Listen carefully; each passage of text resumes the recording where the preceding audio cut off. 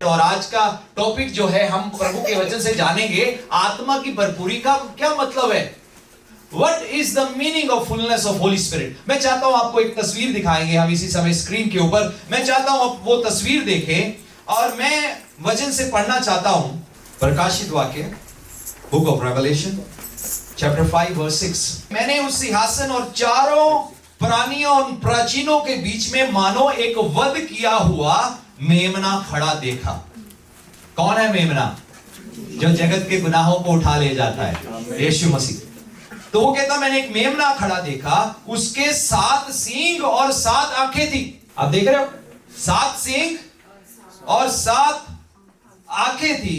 ये परमेश्वर की 7 आत्माएं हैं। कितनी आत्माएं हैं? 7 आत्माएं जो सारी पृथ्वी पर भेजी गई है।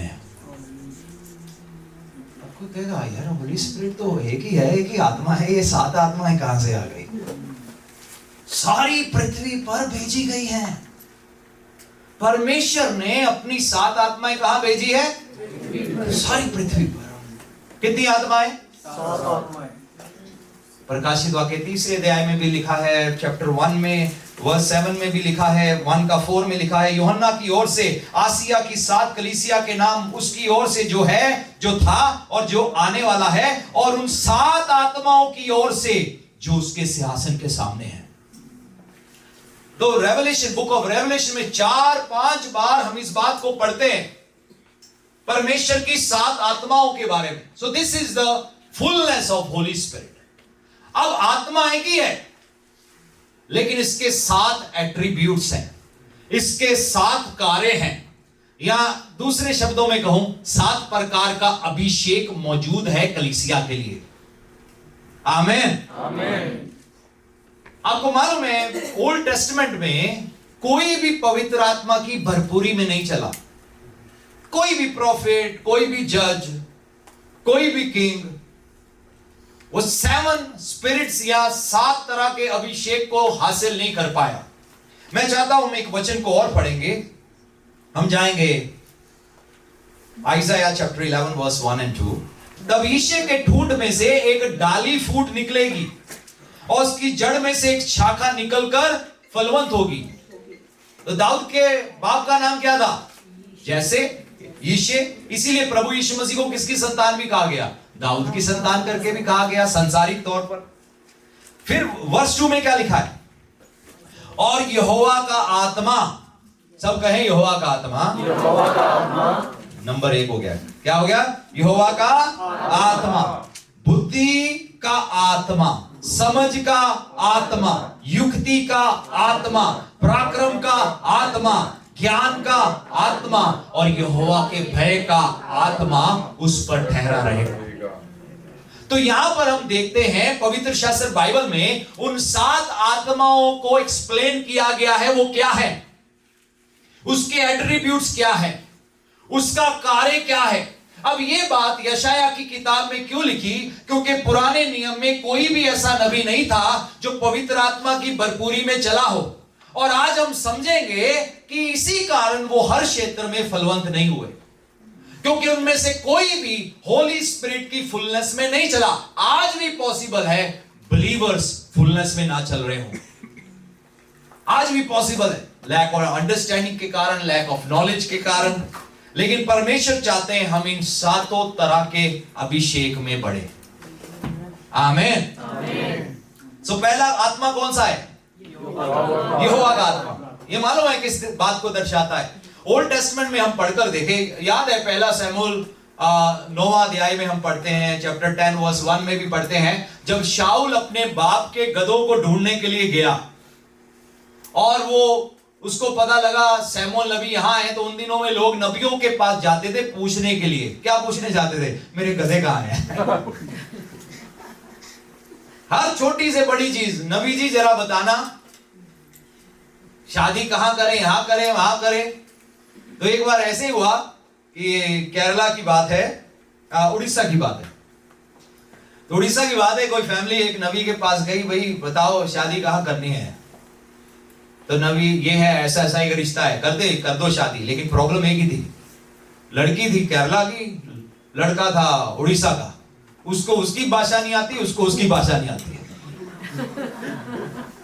मेरे सुनने में आया बहुत जंग लगी और बाद में डिवोर्स हो गया, क्योंकि हम सबके पास प्रभु का आत्मा है। सो कहने का मतलब है कि बी वेरी केयरफुल, है ना। पवित्र आत्मा हमें क्यों मिला है? ताकि हम जांच पड़ताल कर सके कि ये बात मेरे आत्मा में टेस्टिफाई करता कि नहीं करता कि ये प्रभु की ओर से है। मालूम है, जब मेरे ऊपर कोई प्रोफेसी करता है, मैं उसको नेगेटिव नहीं लेता, लेकिन कुछ प्रोफेसीज ऐसी हैं मेक श्योर नहीं होता, साइड में अंगीठी पे रख देता हूं। मैं कहता हूं ओके, राइट टाइम प्रभु रिवील करेंगे, क्योंकि बाइबल में लिखा do not despise any prophecy. किसी भी भविष्यवाणी को तुच्छ नहीं जाना, बट टेस्ट एवरी प्रोफेसी। हर भविष्यवाणी का टेस्ट करो। तो यहां पर हम देखते हैं यहोवा का आत्मा। सब कहे यहोवा का आत्मा। जो यहोवा का आत्मा है वो सेवकाई को दर्शाता है। यह परमेश्वर का एक मकसद है। किसी को किंग बनाना है, किसी को ओल्ड टेस्टामेंट में जज बनाना है, कोई प्रॉफिट करके एक व्यक्ति होना था, तो उसके ऊपर ये वाला अभिषेक उतरता था, जिसे कहते हैं यहोवा का आत्मा। इसीलिए बाइबल में जब पढ़ते हैं प्रभु यीशु मसीह के ऊपर जब पवित्र आत्मा उतरा, उन्होंने क्या कहा? यहोवा का आत्मा मुझ में है, मुझ पर है, क्योंकि यहोवा ने सुसमाचार सुनाने के लिए मेरा अभिषेक किया है। तो दिस टॉक्स अबाउट मिनिस्ट्री, सेवकाई। तो जब भी आप बाइबल में पढ़ो, चाहे गिदियोन के बारे में पढ़ो, किसी और व्यक्ति के बारे में पढ़ो जिसको परमेश्वर ने चुना, बाइबल में लिखा है उसके ऊपर यहोवा का आत्मा उतरा। उन दिनों में लोगों के अंदर पवित्र आत्मा नहीं होता था जैसे हमारे अंदर है। पवित्र आत्मा के 3 अनुभव होते हैं। सब कहें 3 अनुभव। That means 3 experiences. First is वो हमारे साथ है। सब कहें हमारे साथ है। दूसरा हमारे अंदर है, और तीसरा हमारे ऊपर है। सो हम देखते हैं कि 3 तरह के अनुभव है। साथ है, अंदर है, ऊपर है। पुराने नियम में साथ था, लेकिन सबके ऊपर नहीं था, और अंदर किसी के भी नहीं था। ये सिर्फ यीशु मसीह जब क्रूस पर गए, मुर्दों से जिंदा हो गए और चेलों के ऊपर रूह फूंक दिया, कहा पवित्र आत्मा से भर जाओ, तो तब वो बॉर्न अगेन हो गए, उन्होंने नया जन्म पाया। लेकिन पुराने नियम में नया जन्म नहीं था। परमेश्वर उनके अंदर नहीं बसते थे, उनको प्रभु से एक खास जगह में जाकर मुलाकात करनी पड़ती थी, लेकिन फिर भी प्रभु उनके साथ थे। जब प्रभु इज़राइल के साथ थे, परमेश्वर ने उनको जीत दिया। लेकिन जब भी परमेश्वर ने पुराने नियम में किसी व्यक्ति को इस्तेमाल करना होता था, तो उनका आत्मा मनुष्य के ऊपर उतरता था, जैसे कि गिदियोन, ज़ेरुब्बाबेल, उसके ऊपर परमेश्वर का आत्मा उतरा। और हम देखते हैं वो बड़ा डरपोक व्यक्ति था। वो क्या कर रहा है? मिदियानी लोग आ रहे हैं, अमोनी लोग आ रहे हैं उनकी फसलें चुराने के लिए, लूटने के लिए, तो वो अपनी फसल बचा रहा है। कहता है ये मैं कहीं छुपा लूं, उन्होंने आना है, उन्होंने सब कुछ लूट के ले जाना है। ये भी डरा हुआ है, सहमा हुआ है, और परमेश्वर का स्वर्गदूत इसके पास आता है और कहता है हे शूरवीर सूरमा। अब प्रॉब्लम ये है, आज मैंने कई जगह जाकर देखा है, कई देशों में गए, कई जगह प्रचार किया, कई कुछ किया, हमने देखा बहुत सारे लोग बिलीवर्स है ना, जो बॉर्न अगेन बिलीवर्स, उनको पता ही नहीं वो कौन है, उनको पता ही नहीं। एक दिन पास्टरी तो मुझे बता रही थी, एक सुबह उठी, इन्होंने अपना एक ड्रीम मेरे साथ शेयर किया, और वो शैतान आया, प्रिंसिपैलिटी आई, 3 प्रिंसिपैलिटी आई, और 3 प्रिंसिपैलिटी यानी कि प्रधानताएं जो एक इलाके के ऊपर राज्य करती हैं। पंजाबी में सुना खेतरपाल, समझ रहे हो? तो जिसका एक एरिया के ऊपर राज होता है। तो 3 प्रिंसिपैलिटीज आई। वो 3 प्रिंसिपैलिटीज आगे बोलती है तुम्हें मालूम है हम कौन है ना? तो मेरी वाइफ रीतू ने कहा तुम्हें पता है मैं कौन हूं? कौन हो तुम? और एकदम से क्या हुआ, सीना खुल गया और अंदर से शेर दहाड़ रहा है। यहूदा का बब्बर शेर हमारे अंदर वास करता है। भूलना मत, प्रभु के लिए ताली बजाएंगे। हालेलुया।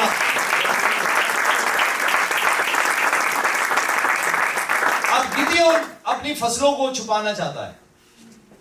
स्वर्गदूत आता है, शूरवीर सूरमा। हम कहेंगे प्रभु मैं टूटी हूं, मैं टूटा हूं, प्रभु मेरे पास होप नहीं। प्रभु कुछ और बोल रहे हैं। वो हमें कहेंगे हे शूरवीर सूरमा, woman of valour, mighty man of valour. परमेश्वर हमें किसी और रीति से देख रहे हैं, और वो ट्रुथ है, वो सच्चाई है। हमें परमेश्वर के वचन के साथ सहमत होना पड़ेगा। जब प्रभु यीशु मसीह ने मुझे सेवकाई के लिए बुलाया, मैं कई महीनों तक डाउट्स करता रहा। मैं मुझे आप इस्तेमाल करोगे, ये कैसे पॉसिबल है? मुझे आप कौमों में लेकर जाओगे, मैं ये करूंगा, मैं वो करूंगा, मैं ट्रेनिंग स्कूल चलाऊंगा, ये करूंगा। मेरे लिए इम्पॉसिबल था जब तक मैंने देखना शुरू नहीं किया कि यीशु मसीह में मैं कौन हूं। आमीन। हम अभी भी पापी करके देख रहे, प्रभु मैं पापी। तो क्या सॉन्ग है? मैं हाँ क्या था? मुक्ति दिलाए यीशु नाम, शांति दिलाए यीशु नाम, मैं हम सब के पापों को मिटाने यीशु हुआ। नहीं वो क्या था? मैं हूँ पापी नदान। आपको पता ना? तो हम क्या कह रहे हैं? मैं हूँ पापी नदान। हाँ मुझे तो कुछ पता ही नहीं है।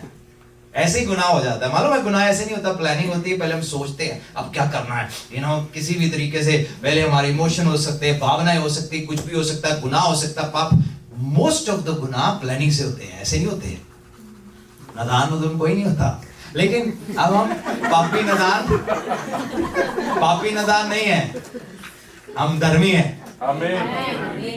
और समझदार हैं, नदान नहीं है।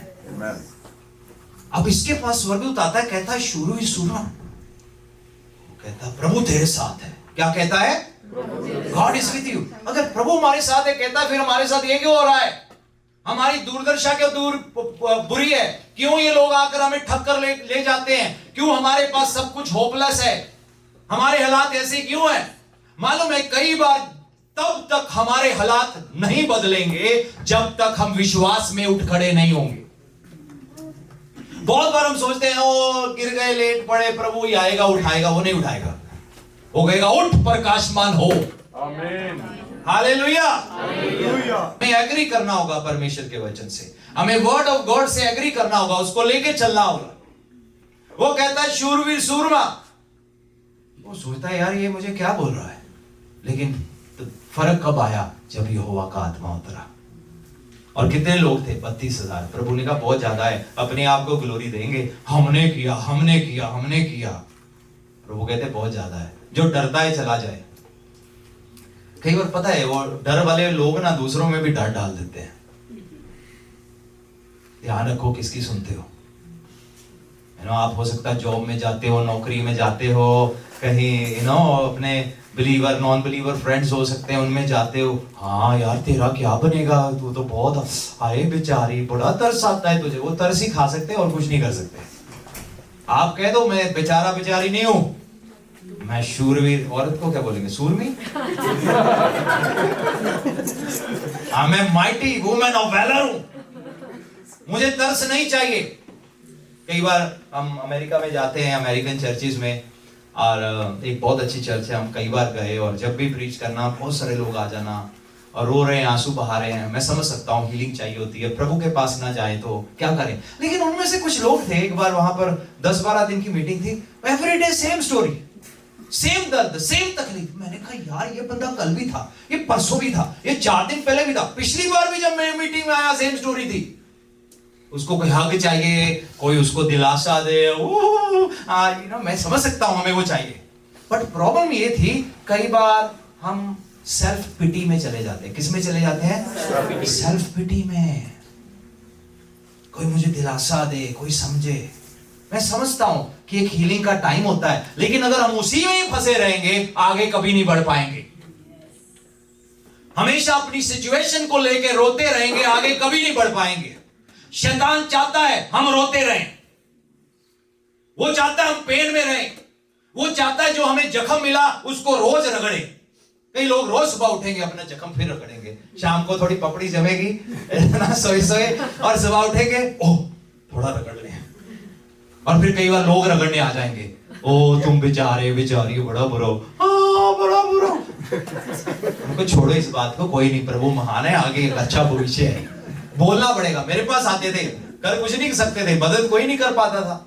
मेरे अविश्वासी रिश्तेदार या दोस्त जो भी है ज्यादातर तो चले गए थे, लेकिन मुझे मालूम था इनमें से कोई मदद नहीं कर पाएगा। मुझे आंसू नहीं बहाने थे, अब आंसू सिर्फ प्रभु के चरणों में थे। मुझे था नहीं, प्रभु ये जो बोल रहे हैं ना बेचारा, हाय बेचारा, उम्र ही क्या है इसकी उम्र ही क्या है, इतने बोझ, इतना दुनिया का तकलीफ तेरे ऊपर आ गया।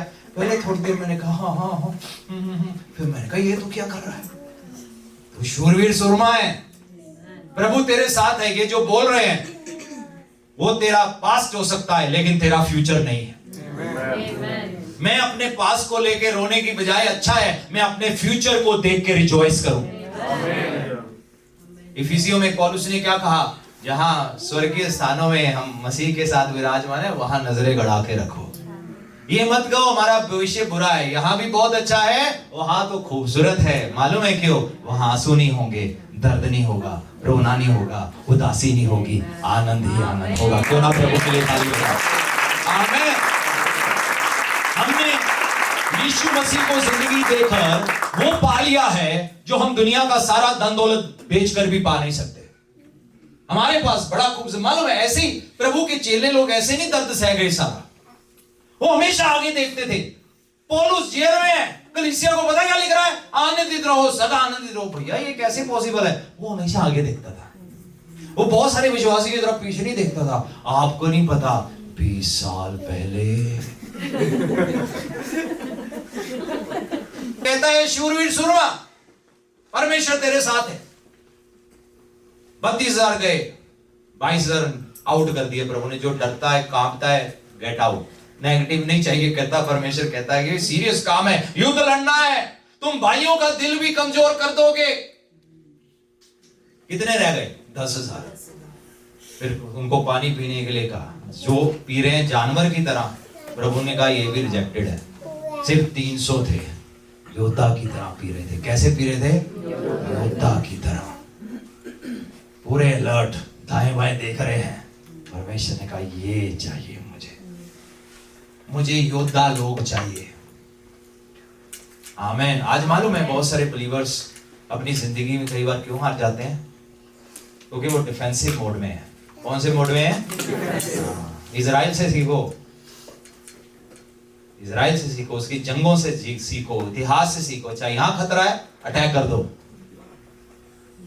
हम बिलीवर क्या करते हैं? लहू लहू लहू लहू संभालना, रोज साम्स 91, रोज साम। पास्टर जी हम सुबह उठ के भी सिर्फ साम 91, रात को भी सिर्फ साम 91, बड़ा डर लगता है।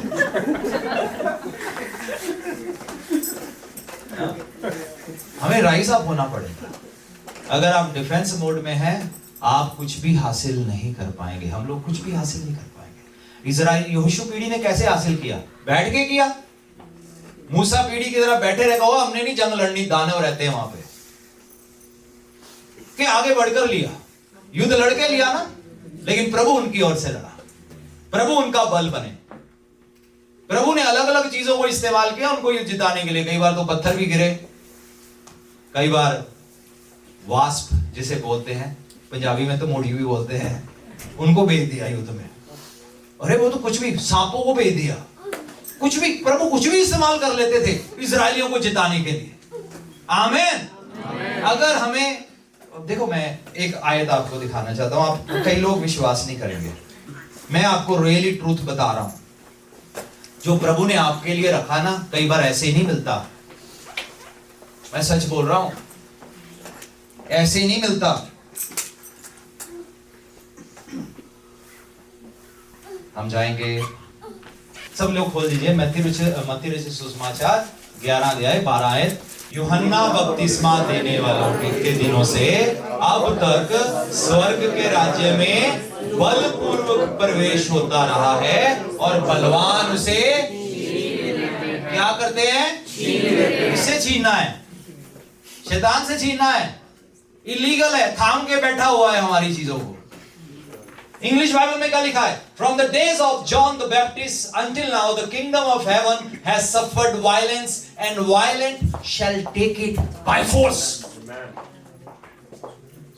नहीं नहीं, हम बेचारे यार, नहीं, उसका एक समय है। मैं समझता हूँ पेन हीलिंग चाहिए, हम दर्द में है, मैं समझता हूँ, बट हम सारी जिंदगी वैसे नहीं बिता सकते। हमें उठना पड़ेगा, आगे मूव फॉरवर्ड करना पड़ेगा। बाय फेथ लेना होगा। कैसे लेना होगा? By faith. बाय क्राइम नहीं होगा। नहीं, हन्ना तो रोई थी। एक सॉन्ग है, हन्ना रो रो कर दी दुआवां रब को लाल मांगदी। तो इसलिए पास्टर जी हम रोते हैं। आपको हन्ना की नकल जरूर मांगे, पौलुस की मांगो ना। आनंदित रहो, सदा आनंदित रहो। मैं फिर से कहता हूं आनंदित रहो। प्रभु के लिए ताली बजाएंगे। आमीन। मालूम है जब प्रेरितों को जेल में रखा क्या कर रहे थे? रो रहे थे। क्या कर रहे थे? प्रभु हमें क्या मिला आपके पीछे चल के? नहीं, वहां भी आनंद मना रहे थे और आराधना कर रहे थे। सारे लोग हैरान हो रहे होंगे, भैया ये क्या हो रहा है? हम यहाँ हाय हाय कर रहे हैं, कोई पीठ पकड़ रहा है, कोई टांग पकड़ रहा है, किसी को कहीं दर्द हो रहा है। भैया ये दर्द में भी आराधना कर रहे हैं, ये तकलीफ में भी आराधना कर रहे हैं। मालूम है क्यों? उनको पता था हम जयवंत से भी बढ़कर हैं। जो आज हमारा दर्द है वो सच्चाई नहीं है, प्रभु के वायदे सच्चाई है। हमारे हालात सच्चाई नहीं है, परमेश्वर का वचन हमारी जिंदगी में सच्चाई है। 300 लोग गए। कितने लोग गए? 300। और परमेश्वर ने विजय दे दिया। कई बार ज्यादा नहीं चाहिए, थोड़े ही चाहिए, लेकिन विश्वास करने वाले जो डिफेंसिव मोड में ना हो, ऑफेंसिव में हो। जो ये ना करो, नहीं नहीं हमें छुप के रहना है। कई बार मैंने विश्वासियों को देखा, ओ दुष्ट आत्मा नहीं निकालना चाहिए, आपके ऊपर बुड़क के आ जाएगा। कई बार मैंने चर्चिस में देखा है, किसी में दुष्ट आत्मा निकल रहा है, कई लोग डरे हुए हैं। ओ हम बिना यीशु लहू लहू सबसे पहले उधर ही चढ़ेगा। मालूम है लहू तब काम नहीं करता जब शक होता है, लहू तब काम करता है जब विश्वास होता है। इसीलिए कई लोग कहते हैं जी हमने तो घर में भी लहू के पोस्टर लगाए, जगह जगह लहू। तो आत्मा बुड़क के हमारे ऊपर कैसे आ गया? वो वहां बुड़क के आता है जहां वो डर देखता है। डर उसको अट्रैक्ट करता है, शक उसको अट्रैक्ट करता है, विश्वास उसको धड़ाता है। आमीन। पड़ोसी देखो, ज्यादा लोग नहीं चाहिए, थोड़े ही काफी हैं, लेकिन विश्वास करने वाले। तो अक्सर जब भी किसी को प्रभु ने सेवकाई, राजा, बादशाह, किसी को भी करके इस्तेमाल करना होता था, तो क्या उतरता उनके ऊपर? यहोवा का आत्मा। सब कहे यहोवा का आत्मा। ये पहली तरह का अभिषेक है।